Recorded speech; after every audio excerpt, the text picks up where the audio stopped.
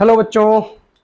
अगर आप क्लास 6 या 7th के स्टूडेंट हैं और अगले साल 2025 में राष्ट्रीय आय एवं योग्यता आधारित छात्रवृत्ति परीक्षा देना चाहते हैं तो ये वीडियो आपके लिए बहुत महत्वपूर्ण है, तो प्लीज़ वीडियो को पूरा देखेंगे। अगर आपका 4th का स्टूडेंट है तो भी आप देख सकते हैं। जैसा कि आपको पता होगा कि हर साल ये एग्ज़ाम अक्टूबर या सितंबर अक्टूबर के महीने में होता है। तो कक्षा 8 के बच्चों का एग्जाम इस साल 2024 वाला बहुत नज़दीक है, आने वाला है।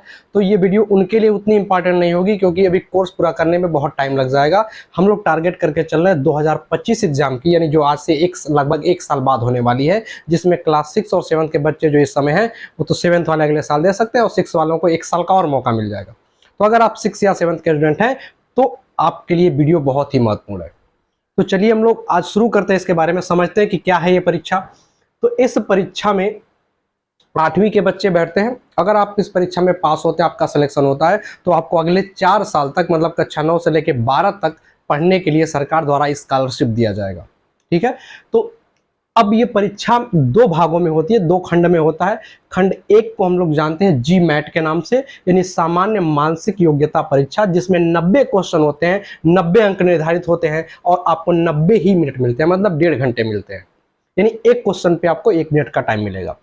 फिर दूसरे खंड में जो परीक्षा होती है उसे हम सेट नाम से जानते हैं, यानी शैक्षिक अभिरुचि परीक्षा। इसमें गणित, विज्ञान और सामाजिक विज्ञान विषय के 90 क्वेश्चन आएंगे, जिसमें 90 अंक निर्धारित हैं और 90 मिनट भी मिलेगा। और जो जीमेट में था, इसमें सामान्य मानसिक योग्यता परीक्षा की बात होती है, मतलब रीजनिंग की बात होती है, जिसमें 2 तरह के क्वेश्चन है, मतलब 2 पार्ट में होता है। एक तो शाब्दिक तार्किक क्षमता होता है, दूसरा अशाब्दिक होता है, मतलब उसमें संकेत वगैरह, चित्र वगैरह बना करके आपकी तर्क क्षमता को परखने की कोशिश की जाती है। और एक होता है जिसमें शब्दों में लिखा रहता है।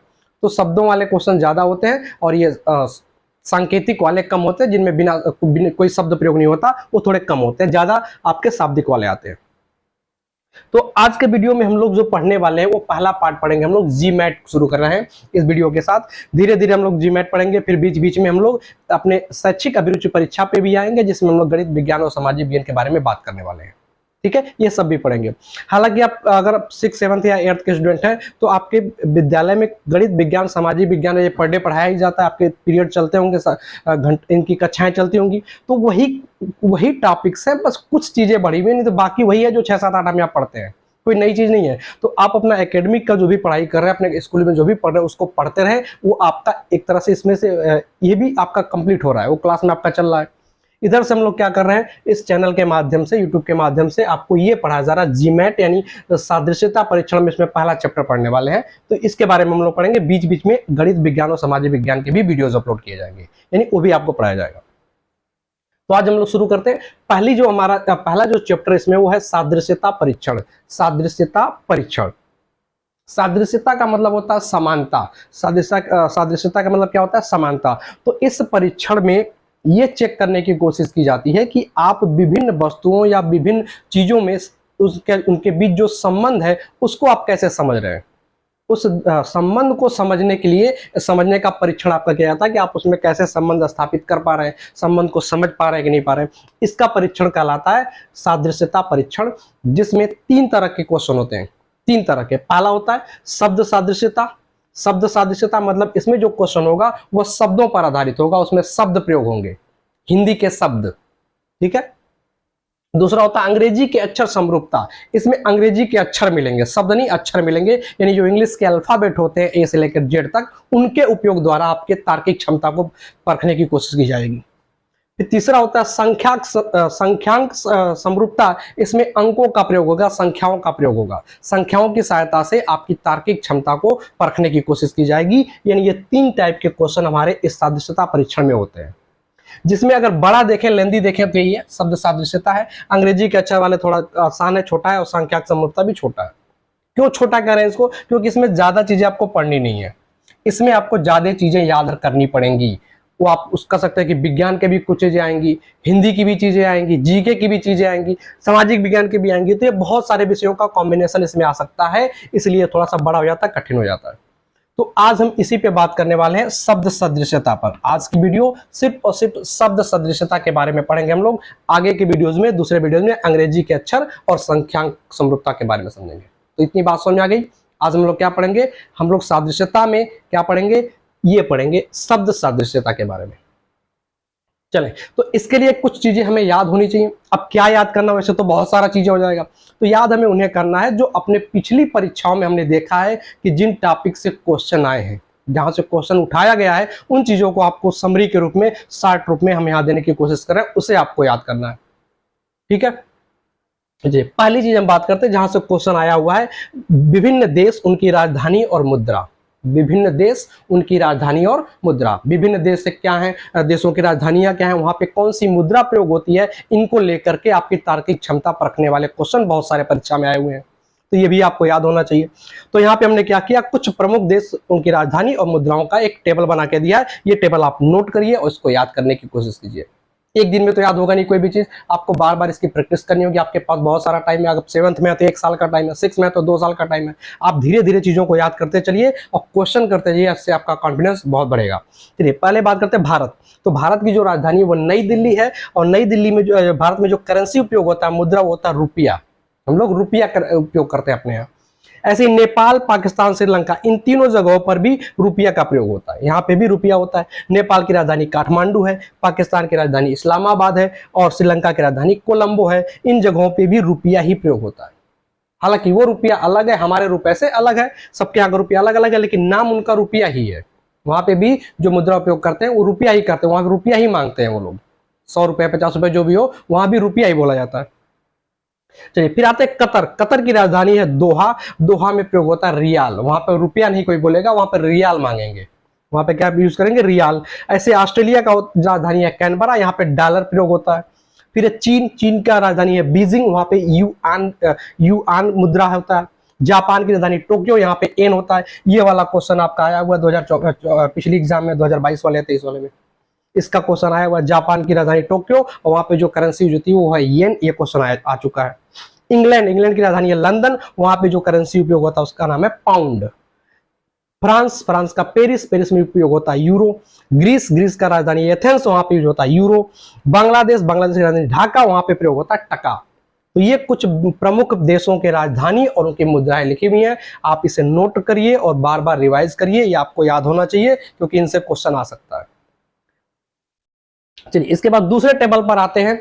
इनसे भी इस तरह के भी क्वेश्चन आए हुए हैं कि कुछ यंत्र हैं और उनसे हम क्या मापते हैं, इस पर भी आधारित आपके तार्किक क्षमता के क्वेश्चन आए हुए हैं। जैसे पहला हमने लिखा बैरोमीटर। बैरोमीटर एक ऐसा यंत्र है जिससे दाब का मापन किया जाता है। आप दाब का मापन दाब मापी से भी बोल सकते हैं, लेकिन दाब मापी बहुत आसान होगा पेपर में देना, क्योंकि दाब देख के दाब मापी सब पहचान लेंगे। तो वहां पे बैरोमीटर लिख करके कंफ्यूज करेगा, तो दाब मापी हो तब भी चलेगा, बैरोमीटर है वैसे बैरोमीटर हो तब भी चलेगा। तो याद रखेंगे दाब मापने के लिए बैरोमीटर का प्रयोग करते हैं। ताप मापने के लिए थर्मामीटर का प्रयोग करते हैं। विद्युत धारा के मापन के लिए अमीटर का प्रयोग करते हैं। इसको धारा मापी भी बोल सकते हैं, लेकिन धारा मापी फिर से वही आसान चीज हो जाएगा, इसलिए अमीटर दे करके कंफ्यूज कर सकता है। तो विद्युत धारा का मापन अमीटर के द्वारा होता है। विभवांतर का मापन वोल्ट मीटर के द्वारा होता है। विभव मापी भी यहाँ दे सकता है, विभव मापी, लेकिन विभव से विभवांतर से विभव मापी याद करना आसान हो जाएगा, तो कंफ्यूज करने के लिए वोल्ट मीटर लिख सकता है। चलिए अगला भूकंप की तीव्रता। भूकंप की तीव्रता नापने के लिए सिस्मोग्राफ नामक यंत्र का प्रयोग करते हैं। उष्मा नापने के लिए या ऊर्जा नापने के लिए कैलोरीमीटर का प्रयोग करते हैं। आर्द्रता यानी नमी। आर्द्रता क्या होता है, जो वायु में पानी की मात्रा हो जाती है, पानी की बूंदें मिक्स हो जाती है, उसे हम आर्द्रता या नमी कहते हैं। तो आर्द्रता या नमी की मात्रा मापने के लिए हाइग्रोमीटर का प्रयोग करते हैं।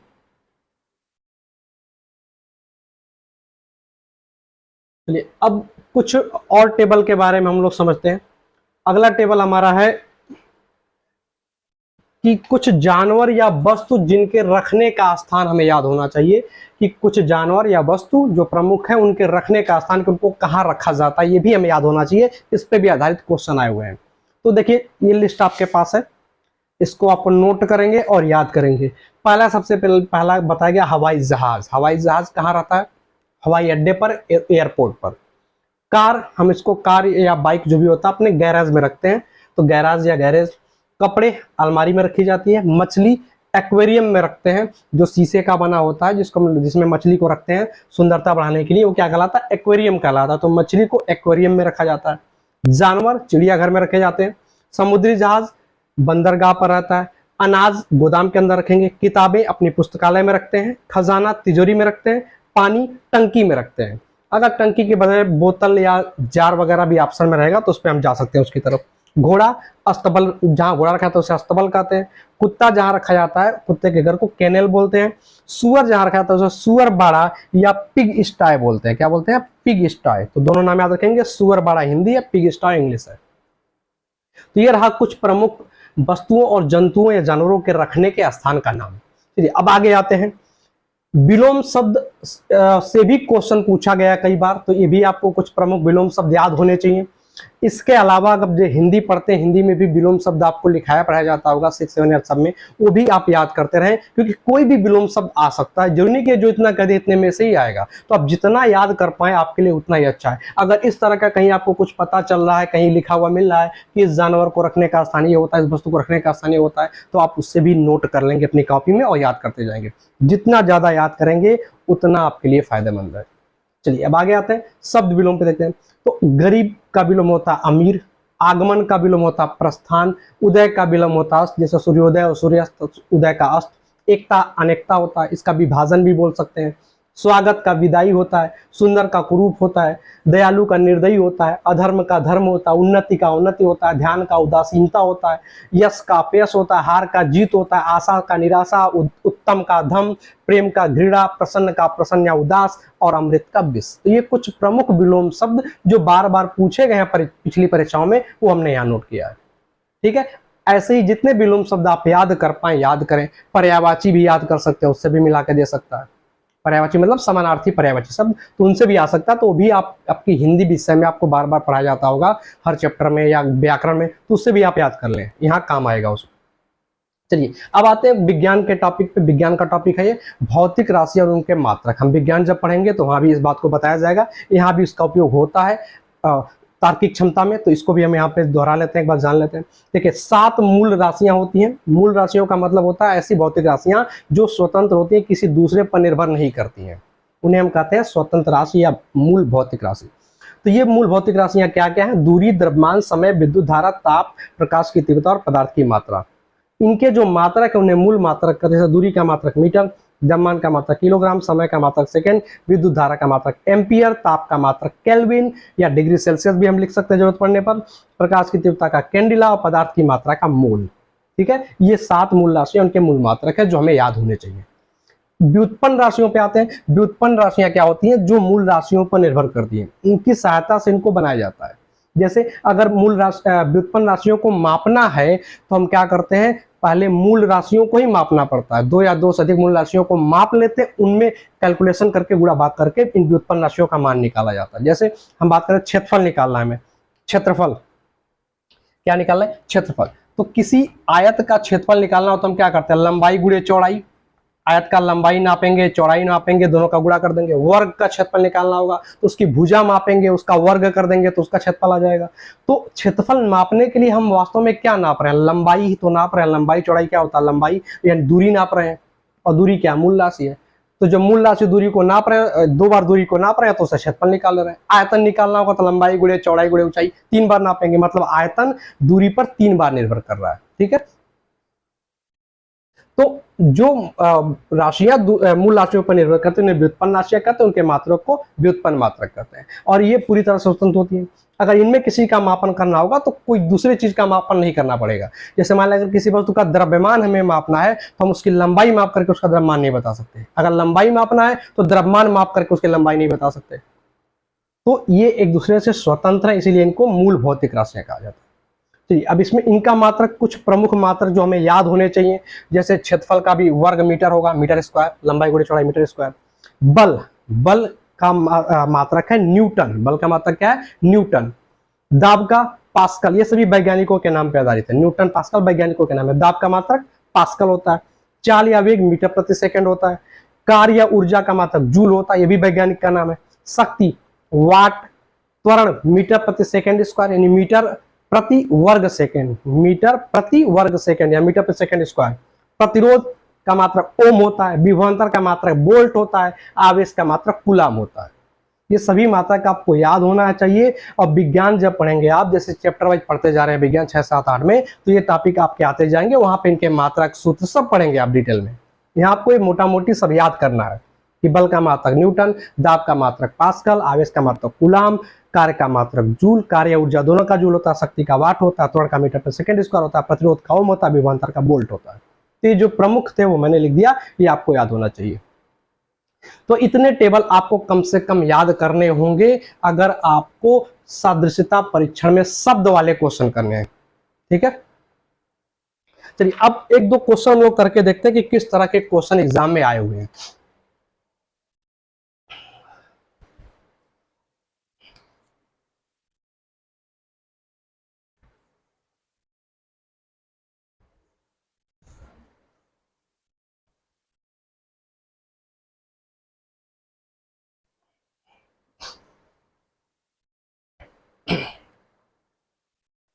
क्वेश्चन करने से पहले एक चीज और समझ लें कि जो हमारे देश में 28 राज्य हैं, उन 28 राज्यों की राजधानी क्या है, वहाँ की प्रमुख बोली क्या है, प्रमुख भाषा क्या है, प्रमुख त्योहार क्या है, वहाँ का प्रमुख नृत्य क्या है, इन सब पर भी आधारित क्वेश्चन आए हुए हैं। तो अब यह 28 राज्यों की बात करेंगे तो वीडियो बहुत लंबा हो जाएगा, इसलिए आपको एक व्हाट्सएप चैनल बनाया गया है जिसका लिंक आपको चैनल के डिस्क्रिप्शन में मिल जाएगा। छात्रवृत्ति नाम से है, छात्रवृत्ति चैनल जाके सर्च करेंगे तो वहाँ लिखा होगा छात्रवृत्ति व्हाट्सएप चैनल। जब डिस्क्रिप्शन में जाएंगे तो वहाँ पे लिंक मिल जाएगा, उस पर आप ज्वाइन हो जाइए। वहाँ पर सभी 28 जिलों के नाम, उनके राजधानियाँ, उनमें जो प्रमुख वहाँ की भाषा है या त्योहार है या फिर नृत्य है, वो सबके लिस्ट वहाँ पे भेज दी गई है। वहाँ से आप उसे नोट कर लेंगे और बार बार उसको पढ़ेंगे ताकि वो धीरे धीरे याद हो जाए। तो चलिए अब क्वेश्चन पे आते हैं। एक क्वेश्चन ऐसे दिया आया हुआ एग्जाम में है, अमीर गरीब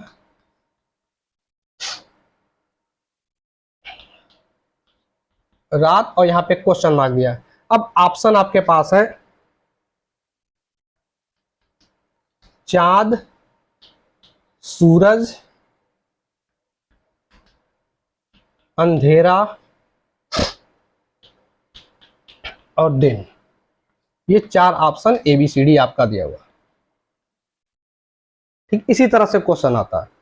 अब ये शब्द वाले क्वेश्चन है, शब्द सादृश्यता वाले क्वेश्चन है। इसमें जितने टेबल बताए गए किसी का उपयोग कर सकता है, इसके अतिरिक्त भी आ सकता है, ऐसा नहीं कि उसी में से आएगा सिर्फ। जैसे अब यहाँ पे क्या करना होगा, समझे कॉन्सेप्ट कैसे लगाते हैं। पहले जो 2 चीजें दी गई हैं, 4 रहेंगी, एक गायब रहेगा, एक के आगे क्वेश्चन मार्क रहेगा, उसी को हमें पहचानना कि इन चारों में से कौन सा है। तो पहले जो 2 दिए हुए हैं उनमें क्या संबंध है उसको समझने की कोशिश करेंगे, डिटेल में उस संबंध को समझने की कोशिश करेंगे पहले कि उनके बीच क्या संबंध है। वही संबंध यहाँ पे हमें स्थापित करना होगा कि वही संबंध इन चारों में से किसके साथ रात का है। तो अमीर गरीब में क्या संबंध है, तो जब अमीर गरीब देखेंगे तो हमें पता हो जाना चाहिए कि अमीर का विलोम होता है गरीब, अमीर का विलोम होता है गरीब। तो हमें रात का विलोम शब्द ढूंढना है, रात का विलोम। तो रात का विलोम चांद तो नहीं है, रात का विलोम सूरज भी नहीं है, रात का विलोम अंधेरा भी नहीं है, रात का विलोम क्या होता है, दिन होता है। तो यहाँ पे हमारा दिन सही हो जाएगा, यानी डी वाला ऑप्शन सही हो जाएगा। डी पे डी को सिलेक्ट करेंगे, डी अपना ऑप्शन सही हो जाएगा। तो ये विलोम शब्द जो लिखवाए गए उन पे आधारित क्वेश्चन था। चलिए अगला क्वेश्चन और करते हैं हम लोग। भैया स्कूल,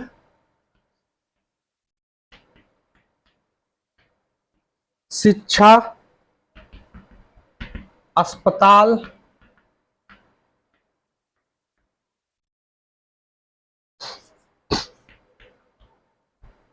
क्वेश्चन मार्क। ऑप्शन दिया है इलाज,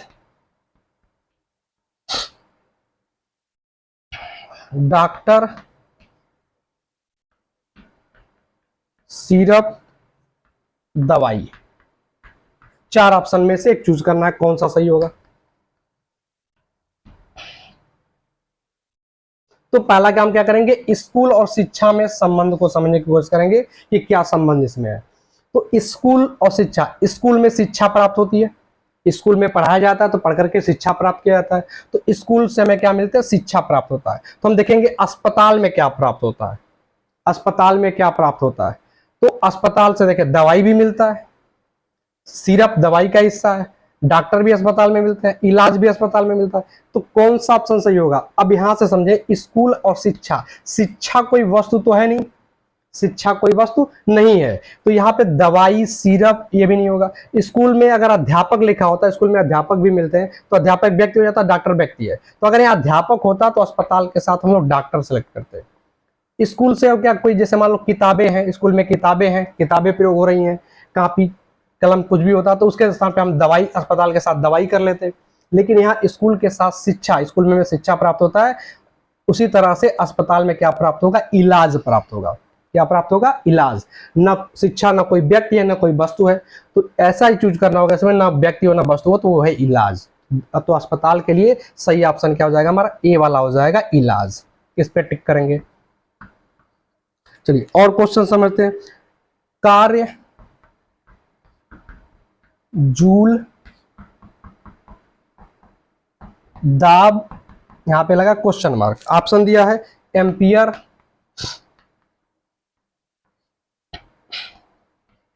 पास्कल, डिग्री, न्यूटन। ये 4 ऑप्शन दिए हैं, ए बी सी डी। सही ऑप्शन चूज करना है कि क्या होगा।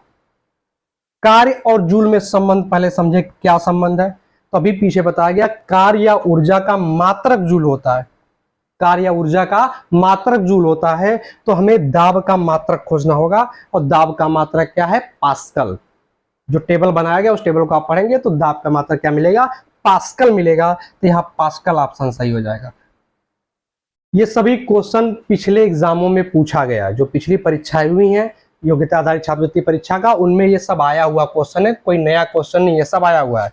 इसलिए जो जो जिस टाइप के क्वेश्चन आए थे उसी टाइप की सारणी बनवाई गई है, ताकि ऐसे ही क्वेश्चन फिर से आएंगे। चलिए एक और बात करते हैं। झारखंड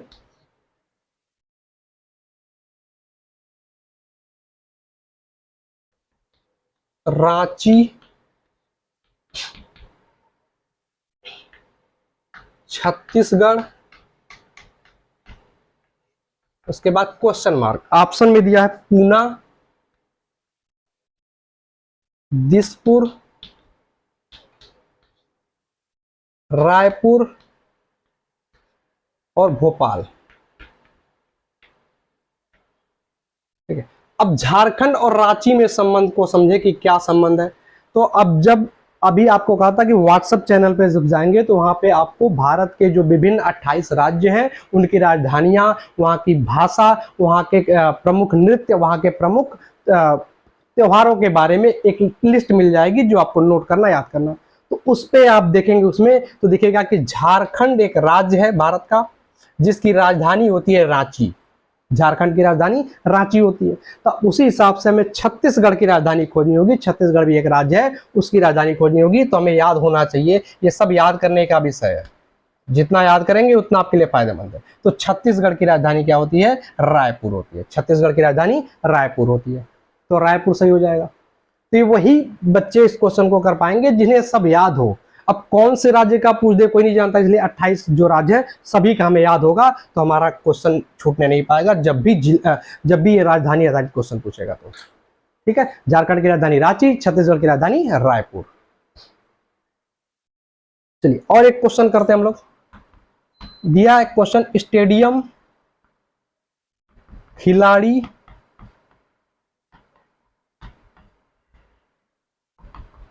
विद्यालय,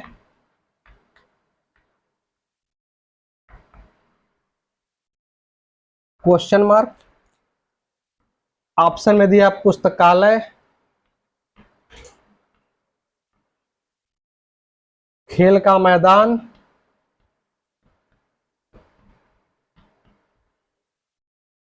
प्रयोगशाला,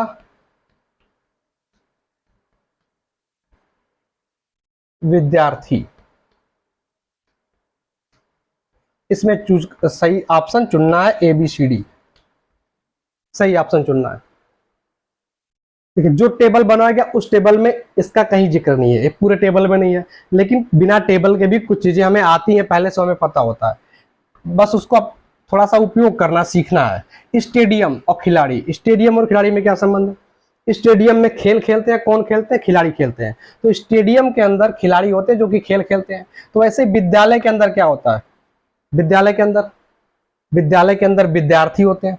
विद्यालय के अंदर विद्यार्थी होते हैं जो पढ़ते हैं। तो जैसे खिलाड़ी स्टेडियम के अंदर खेल खेलते हैं, वैसे विद्यालय के अंदर विद्यार्थी पढ़ते हैं। तो हमारा ऑप्शन क्या सही हो जाएगा? विद्यार्थी हो जाएगा। क्या हो जाएगा? विद्यार्थी। विद्यालय में पुस्तकालय भी होता है, खेल का मैदान भी होता है, प्रयोगशाला भी होता है, लेकिन ये ऑप्शन सही नहीं है, क्योंकि ये तीनों का विद्यालय के साथ वो संबंध नहीं है जो खिलाड़ी का स्टेडियम के साथ है। खिलाड़ी स्टेडियम में खेलते हैं, तो विद्यालय में खिलाड़ी क्या है? सजीव प्राणी है, सजीव चीजें हैं, व्यक्ति है। तो वैसे हमें एक व्यक्ति चुनना होगा जो विद्यालय के अंदर पढ़ने का काम करता है। जैसे खिलाड़ी खेलने का काम कर रहा है स्टेडियम के अंदर, वैसे विद्यालय के अंदर जो पढ़ने का काम करता हो। तो खेल का मैदान, प्रयोगशाला, पुस्तकालय, ये पढ़ते तो है नहीं, ये व्यक्ति तो है नहीं, ये तो सब इंडिविजुअल चीजें हैं। तो क्या चूज करेंगे? विद्यार्थी चूज करेंगे। तो विद्यालय का हो जाएगा विद्यार्थी। तो इस तरह के क्वेश्चन आपके एग्जाम में पूछे जाएंगे और पूछे गए भी हैं। आप अगर व्हाट्सएप चैनल से जुड़ जाते हैं तो आपको इस तरह के बहुत सारे क्वेश्चन जो पिछले परीक्षाओं में आए हुए हैं, या फिर इन्हीं पे आधारित कुछ नए क्वेश्चन, सब कुछ फॉरवर्ड किया गया है। आप वहां जाएंगे तो वहां पे सॉल्व करेंगे, ठीक है? क्वेश्चन को सॉल्व करेंगे, फिर अगले क्लास में उनका डाउट भी क्लियर किया जाएगा। जो टफ क्वेश्चन होंगे, जो फंसेंगे, वो सॉल्व भी किया जाएगा। तो चलिए मिलते हैं नए वीडियो में नए टॉपिक के साथ। तब तक के लिए प्लीज वीडियो को पूरा देखें। क्वेश्चन जो भी ग्रुप में भेजा गया है, चैनल पे भेजा गया व्हाट्सएप चैनल, तो उसको सॉल्व करें और वीडियो को जरूर देखते रहें।